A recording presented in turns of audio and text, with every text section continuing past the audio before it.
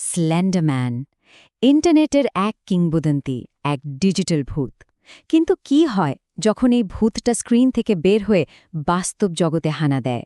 চলুন আজ সেই ভয়ঙ্কর সত্য ঘটনাটাই একটু তলিয়ে দেখা যাক।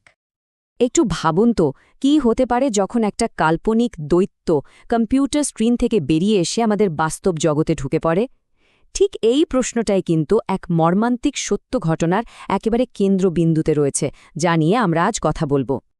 তো প্রথমে আমরা সেই ভয়ঙ্কর ঘটনাটা জানব, যা ইন্টারনেট আর বাস্তবতার মাঝখানের দেয়ালটাকেই যেন ভেঙে দিয়েছিল। এটা এমন এক ঘটনা যা একটা ডিজিটাল কিংবদন্তিকে খবরের কাগজের প্রথম পাতায় নিয়ে আসে। ঘটনাটা ২০১৪ সালের ৩১শে মের আমেরিকার উইসকনসিনের বেশ শান্ত একটা শহর, ওয়াকেশা। সেখানে মাত্র ১২ বছর বয়সী দুটো মেয়ে তাদেরই এক বন্ধুকে জঙ্গলে নিয়ে যায়, আর তারপর তাকে ১৯ বার ছুরিকাঘাত করে। ভাবা যায়, এই নৃশংস ঘটনাটা শুধু সেই শহরকেই নয়, পুরো দেশকে নাড়িয়ে দিয়েছিল।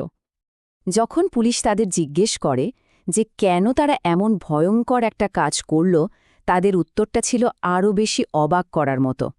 তারা বলে, আমাদের এটা করতেই হতো ওকে সত্যি প্রমাণ করার জন্য। কিন্তু কে এই ওকে? কার অস্তিত্ব প্রমাণের জন্য দুটো ১২ বছরের মেয়ে এমন একটা পদক্ষেপ নিল? এই রহস্যময় সে বা ওকের পরিচয় হল স্ল্যান্ডারম্যান, ইন্টারনেটের সেই মুখবিহীন সত্তা, যা এই পুরো ঘটনার পেছনে একটা ছায়ার মতো দাঁড়িয়ে আছে। তাহলে কি এই স্ল্যান্ডারম্যান? মানে এর পরিচয়টা কি? বলা হয় সে একটা পৌরাণিক প্রাণী, অনেক লম্বা, অস্বাভাবিক রকমের রোগা, মুখবিহীন, আর সবসময় একটা কালো স্যুট পরে থাকে। ইন্টারনেটের অন্ধকার কোণ থেকে জন্ম নিয়ে এই চরিত্রটা কিন্তু লক্ষ লক্ষ মানুষের মনে ভয় আর কৌতূহল দুটোই তৈরি করেছে। আর এর গল্পটা তো আরও ভয়ঙ্কর। বলা হয় সে নাকি মানুষদের, বিশেষ করে ছোটদের, পিছু নেয় আর অপহরণ করে।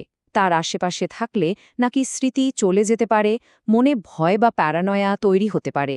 তাকে প্রায়ই জঙ্গল বা কোনো পোড়ো বাড়িতে দেখা যায়, আর তার পিঠ থেকে নাকি তাম্বুর মতো সুরও বের হয়।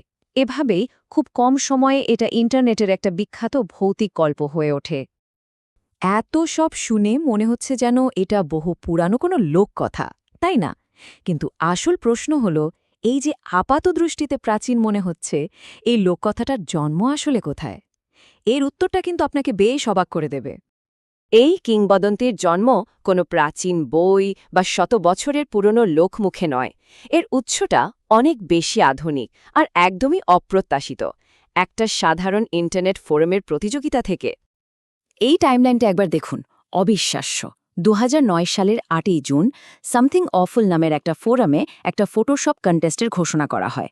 মাত্র ২ দিন পর, মানে ১০ই জুন, এরিক নুডসেন নামের একজন ইউজার দ্য স্লেন্ডারম্যানের প্রথম দুটো এডিট করা ছবি পোস্ট করেন, আর তার ঠিক ৫ বছরেরও কম সময়ের মধ্যে এই কাল্পনিক চরিত্র থেকে অনুপ্রাণিত হয়ে ওয়াকেশার সেই মর্মান্তিক ঘটনাটা ঘটে যায়। হ্যাঁ, ঠিকই শুনছেন।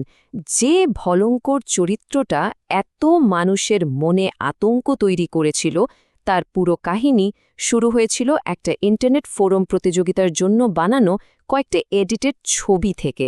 ব্যাস, এটুকুই।